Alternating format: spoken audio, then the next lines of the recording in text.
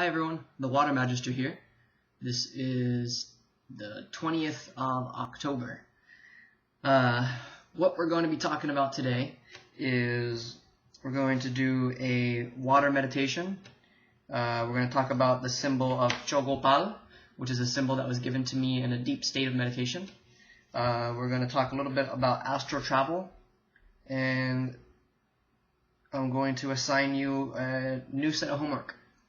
So, let's begin.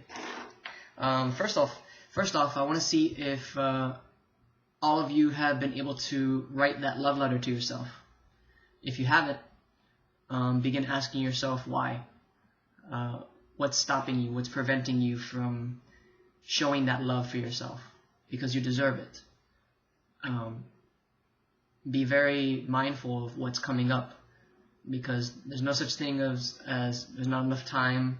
There's no such thing as you're too busy, because we know very well that many of us tend to slack and not want to do anything. So there's no excuse for saying that there's not enough time to do a certain thing. If you really want to do something, you will find a way to do it. So if you haven't written the love letter, ask yourself why, see what comes up. But if you have, good job, because that's you're able to display that love for yourself. And I'm sure when you were writing it, you felt a lot of emotions come up. Because for me, I actually started crying when I wrote that to myself, because I had never done it, and I felt a lot from it.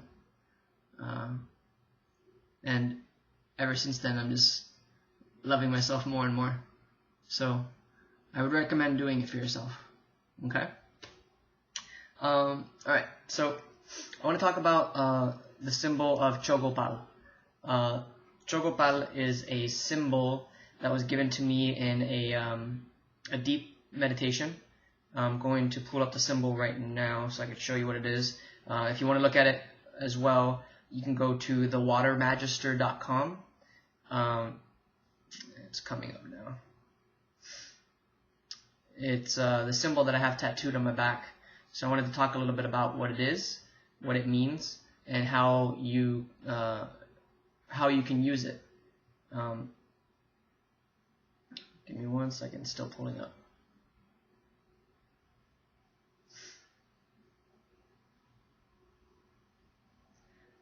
And one of the things, if you do want to use this symbol for this sigil for whatever reason, please contact me if you're in the Fort Lauderdale area, and if you're not, please contact me through Skype or send me a message on my website so I can attune you to use it. I do this for free, but you have to be attuned to be able to use it to bring yourself to the same frequency of it.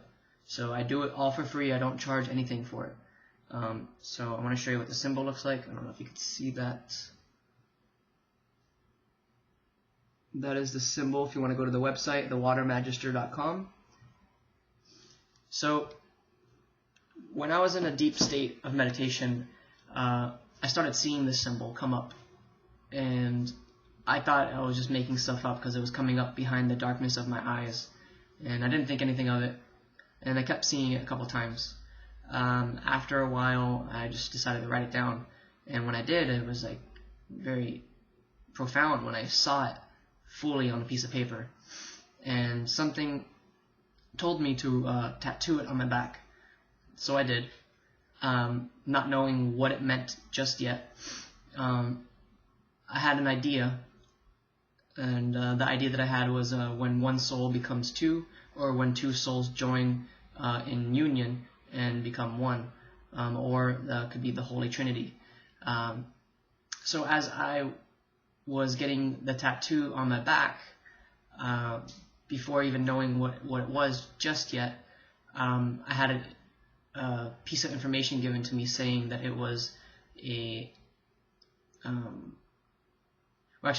had a piece of information that said to me, whenever you tattoo something on your body, just like how Dr. Masaru Emoto puts labels on glass containers, think of your body as your container. It holds all the water in your body. So whenever you get a tattoo on you, depending on the intention that you have when you got that tattoo, that is what amplifies the waters in your body. So eventually I realized what the symbol was, and it's a symbol of remembrance. Anytime that you use this sigil, you have the intention of anything that you use it on, it brings them back to that state of consciousness, knowing who they were before they chose the physical body, who they were before they decided to take on this suit, this space suit that we live in. So whenever you use this symbol or this sigil, if you do Reiki or if you do any type of energy healing, have that intention when you use it. And like I said before, don't use the sigil just yet unless you contact me, so that I can add you to that frequency. We'll do a meditation together, and I will add you to it. And the meditation will take probably about, I'd say about 10 minutes. And it's a free service. My guides have been wanting me to share that symbol with everybody. So I actually just did a I Love You Water ceremony last week, this past weekend, and I was attuning people to that sigil. So I was putting it on their foreheads so that their third eye can be awakened, even more so than maybe some of them already experienced. And I got a lot of good feedback from it. So yeah, I would recommend you go to my website, and there's a section that says Water Attunement Sigil. You could read a little bit more about it, and that way you can see if you resonate with that sigil or not. And we can share that story together and create that sigil to be that power object. However many people are attuned to that sigil then becomes that much more powerful. So when you use this sigil on anybody, they'll start to remember more of who they really are, letting go of all those stories of not being good enough, letting go of all those stories of not being worthy or not being loved, or anything that comes up that limits you, that puts fear into you. It'll begin to dissolve all of that, so that we can all ascend together. We can all be of that vibration of understanding, of knowing how powerful we really are. Okay? So that's that sigil. I want to talk briefly about astral travel. I'm doing a workshop this Saturday at the Bagua Center, how to astral travel. So I want to talk briefly on how to get into that state. And when I say briefly, it's not going to be how I'm going to teach them the workshop, because the workshop I'm doing is going to be a 2-hour workshop. So to astral travel, the concept behind it is easy and simple, but it's actually applying your willpower and applying your focus to it. So look up the herb called mugwort, M-U-G-W-O-R-T. I've mentioned it here before. It greatly improves your chances of having it out of body, so that you can begin to learn how to do it. One of the main stages you want to do when you start getting into the astral realm is you want to see what place you're coming from. Why are you doing it? What intention do you have when you're actually there? Is it coming from a place of ego? Is it coming from a place of love or fear? Ask yourself that question. Genuinely understand where it's coming from. Because depending on where it's coming from, if and when you do get into that state, if you're coming from a place of fear, if you think anything outside of yourself can hurt you, or take over your body, or drain your energy, it will, because you create your reality. Everything's based on your belief. So it's important to, if you do have those belief systems in place still, and you're working on dissolving them, carry with you a crystal that makes you feel safe, that you feel protects you. Surround yourself in white light before you even do any of this. And you do this until you truly believe that nothing can hurt you or nothing can harm you. Because the thought forms that are in the astral realm, once you get into that place, they can sense your fear, and they actually induce it. They will do all that they can to instill fear in you, to then feed that portion of themselves. But once you begin to understand that everything is love and they're a part of you, you can just be in that moment with them and not be fearful when they're not able to do anything to you. Or you just won't even see any thought forms in your space when you're there. So first step to having an astral travel is lay flat on your back, unless you are comfortable sitting upright. Lay flat on your back and put the crystal on your chest, the one that makes you feel safe. Surround yourself in that white light, if you have those beliefs still. And be very still. Do not move at all. Even if you feel like you have to itch really badly, if you feel like you have to move, if you feel like a hair is in your face, don't move. If you've ever seen Doctor Who, don't blink. But this one's don't move. So once you start to not move, you'll get to a certain point where it'll feel like your body's tingling. It'll feel like your body's vibrating. Whatever part of your body, my cat's meowing. Whatever part of your body you feel that in, focus all of your attention and all of your awareness there. Okay? Once you have all your focus on that part of your body that's vibrating, begin moving your awareness through that spot and see if you can begin pushing that same feeling that you're feeling in that one spot to the other portions of your body. So it's as if that tingly sensation is taking over the entire body. Once your entire body feels that tingly vibration when you don't move, and it's important maybe to keep a mantra in mind, saying I am alert, I am alert, I am alert, while you're still staying still. Give me 1 second. My cat wants to do something. Okay. So it's important to stay still.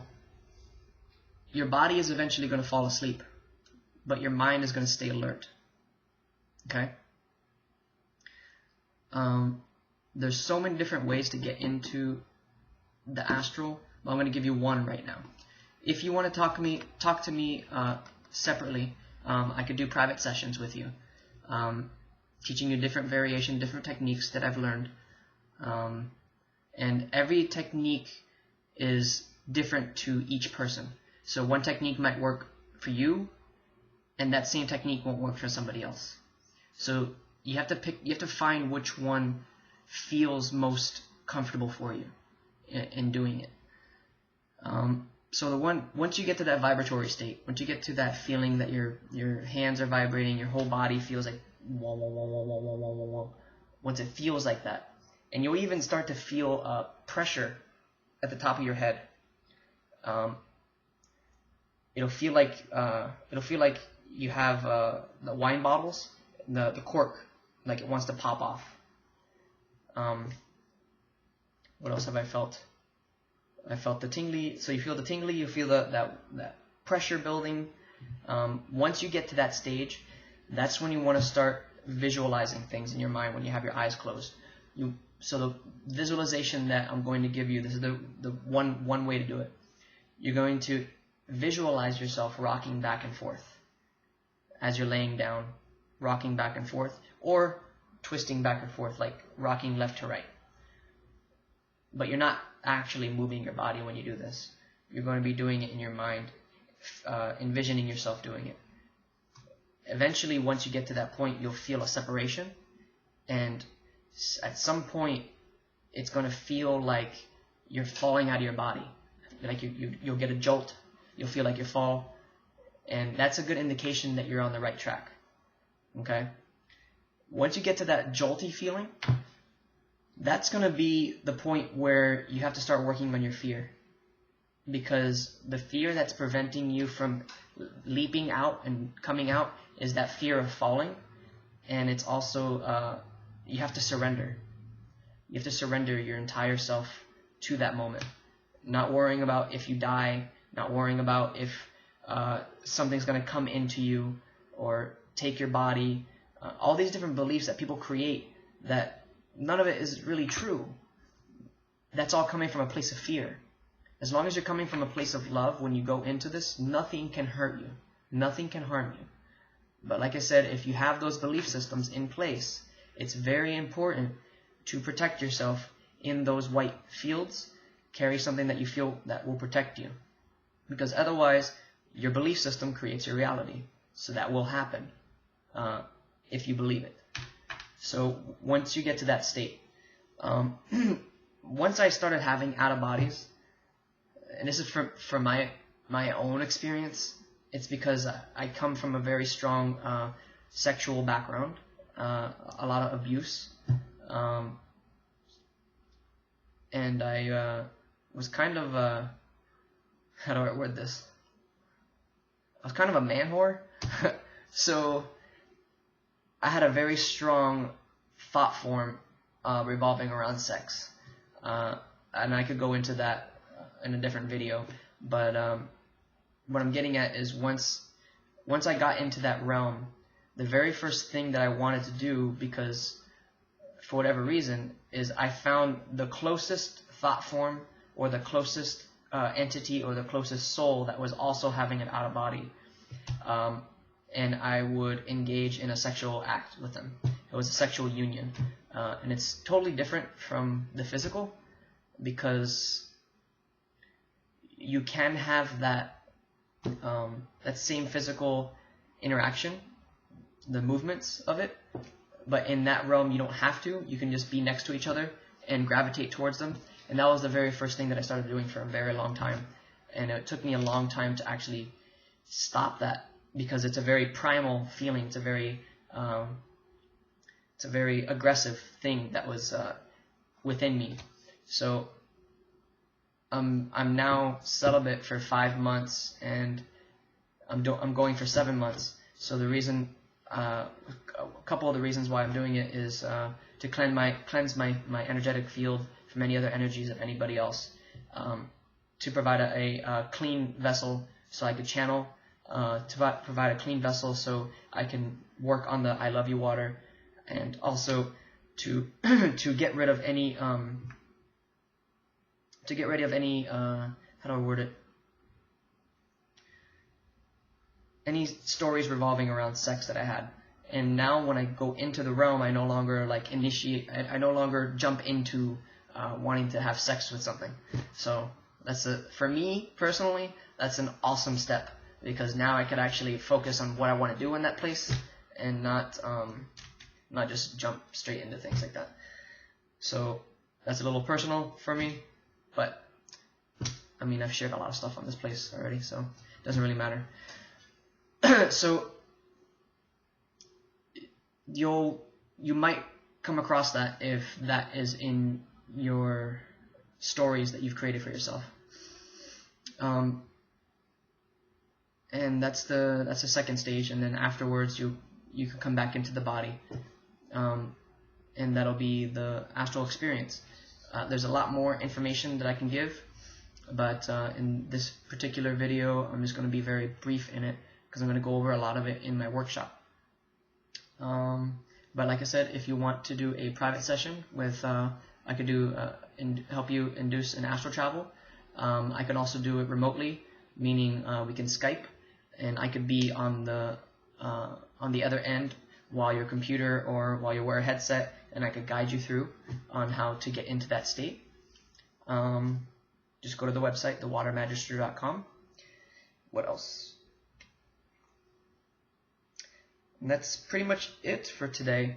I'm going to give you homework, just like how last week I gave you homework on writing yourself, or not last week, the week prior, I gave you homework to write a love letter to yourself. This week, I want you to do a water intention meditation every day. So what that is, so you have a cup of water. Every day when you wake up for this whole week, so this is Tuesday, so until next Wednesday, Every day when you wake up, I want you to pour yourself a glass of water, sit down with it, and state your intention for that day. What is it that you want to create that day?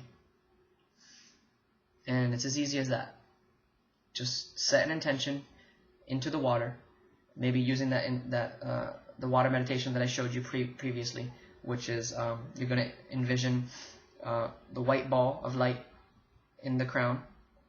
You're going to then think about the intention that you want to set.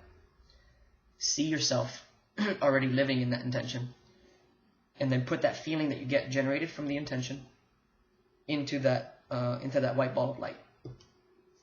You're then going to imagine that ball of light moving down to the heart, pausing at the heart, being very present with what you feel when it's there, and then choose either the left arm or the right arm and see that ball of light move through the arm all the way down into the palm of your hand.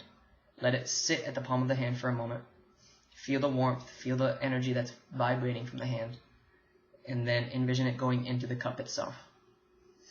And then once it's in the cup, and I have a video on this, I think it's the first and second video on how to do this. Once it's in the cup, in your mind or out loud, I would prefer you to say it out loud because your words are magic. So out loud, giving appreciation and gratitude to the water. So, I love you, water. Thank you, water. And then you drink the water.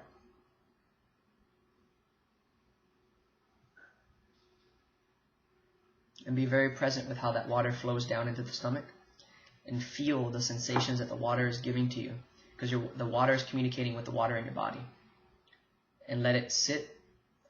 Be very still for, I'd say 5 minutes. And then start your day. And do this for a week. And I encourage any of you who are actually going to do this to write back to me after that week. And I'm very curious to know how your week has progressed. See how much more productive you are when you do that. So that's it. The light within me honors and acknowledges the light within you. And understand as you grow into your own being of unlimited creative potential, you allow others to do the same. And anything that you do within yourself, you allow that space to emanate outwards. So everybody else that steps into your space now has an opportunity and has a chance to then do that same thing. So if you want to make a change, change yourself. Emanate outwards. Be that shining light. I love you. Namaste.